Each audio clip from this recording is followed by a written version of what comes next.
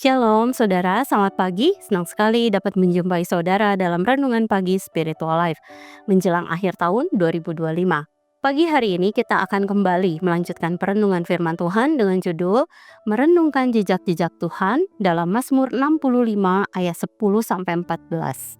Saya akan bacakan bagian perikop firman Tuhan bagi kita semua. Demikian firman Tuhan. Engkau memperhatikan tanah itu dan menjadikannya subur, dan memperkayanya dengan hasil yang melimpah. Sungai Allah penuh dengan air, engkau menyediakan gandum bagi mereka. Ya, demikianlah engkau mempersiapkan tanah itu. Engkau mengairi alur bajaknya, engkau menggemburkan gumpalan-gumpalan tanahnya. Dengan hujan lebat engkau menyuburkannya, engkau memberkati tumbuh-tumbuhannya. Engkau memahkotai tahun dengan kebaikanmu, jejakmu menggembukan tanah. Tanah penggembalaan di padang gurun menghijau, bukit-bukit berikat pinggangkan sorak-sorai. Padang-padang rumput berpakaian kawanan kambing domba. Lembah-lembah berselimutkan gandum, semuanya bersorak-sorai dan bernyanyi-nyanyi. Saudara, memasuki penghujung tahun 2025 ini, marilah kita berhenti sejenak dan menoleh ke belakang. Bukan hanya untuk mengingat pengalaman hidup kita di tahun 2025, tetapi untuk mengenali karya dan kemurahan Tuhan yang menyertai setiap langkah hidup kita. Mazmur 65 ayat 10-14 menolong kita melihat bahwa tahun yang berlalu bukan sekedar rangkaian kejadian, melainkan ruang di mana Allah bekerja dengan setia. Mazmur ini menggambarkan Allah sebagai pribadi yang aktif hadir dalam ciptaannya. Dia memelihara, dia menyediakan dan menandai waktu dengan kebaikannya.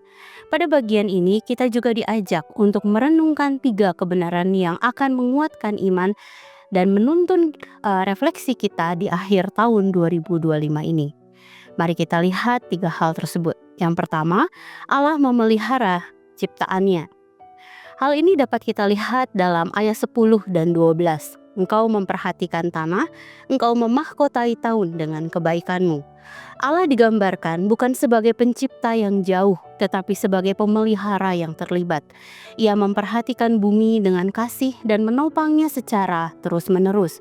Dunia bertahan dan hidup kita berjalan bukan karena kekuatan kita sendiri, melainkan karena anugerah pemeliharaan Allah. Lalu yang kedua, penyedia seluruh kebutuhan ciptaannya. Hal ini dapat kita perhatikan dalam ayat 11. Engkau menyediakan gandum, engkau memberkati tumbuhan-tumbuhannya. Allah tidak hanya memelihara ciptaan dalam proses yang teratur, tetapi juga mencukupi kebutuhannya dengan bijaksana. Segala berkat yang kita terima, baik makanan, pekerjaan, kesehatan, dan kesempatan, semua bagian dari rancangan kasih-Nya. Lalu yang ketiga, Allah menandai waktu dengan kemurahannya. Hal ini terutama kita bisa baca dalam ayat 13-14. Engkau memahkotai tahun dengan kebaikanmu, jejakmu menggemukkan tanah, semuanya bersorak-sorai dan bernyanyi-nyanyi. Saudara, waktu tidak berjalan dengan netral. Setiap tahun dimahkotai dengan kebaikan Allah. Kemurahannya menjangkau seluruh bumi tanpa terkecuali dan kemudian akan menghasilkan sukacita serta pujian. Hal ini sebenarnya menegaskan bahwa Allah tetap bekerja bahkan ketika dunia terasa tidak menentu.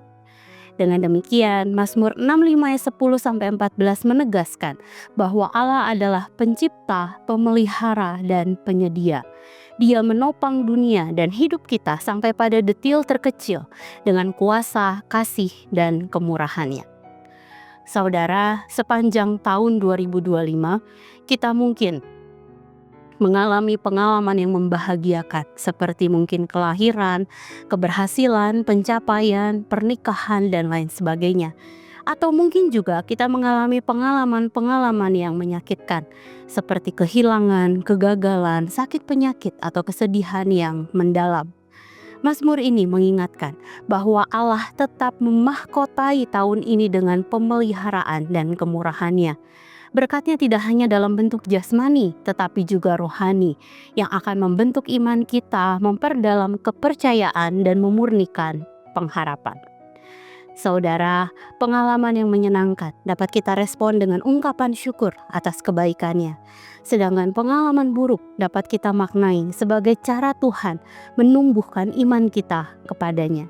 Seperti tanah yang perlu diairi, digemburkan, dan dirawat sebelum berbuah, demikian pula hidup kita sering dibentuk Tuhan setahap demi setahap agar menghasilkan kehidupan yang matang dan berkenan kepadanya.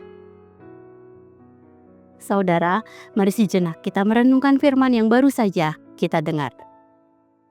Saudara, apa saja jejak-jejak kemurahan Tuhan pada tahun 2025 dalam kehidupan saudara? Marilah kita belajar melihat kembali perjalanan hidup kita dengan iman dan pengharapan yang teguh dalam Tuhan.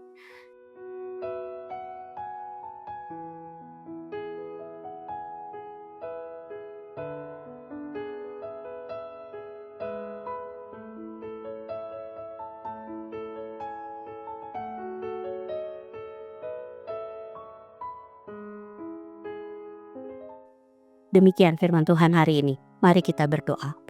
Bapa, sungguh kami mengucap syukur Tuhan, jika di penghujung tahun ini Tuhan, kami melihat begitu banyak kemurahan dan kebaikan-Mu dalam hidup kami. Mari jika ada peristiwa-peristiwa baik menyenangkan atau mungkin yang tidak menyenangkan terjadi dalam hidup kami dan kami belum responi itu dengan tepat, mari ajar kami Tuhan untuk kami tetap mengucap syukur di dalam setiap musim kehidupan kami Tuhan. Karena kami tahu Engkau Allah yang memegang kendali kehidupan kami. Engkau adalah Allah yang memelihara, Engkau adalah Allah yang menyediakan.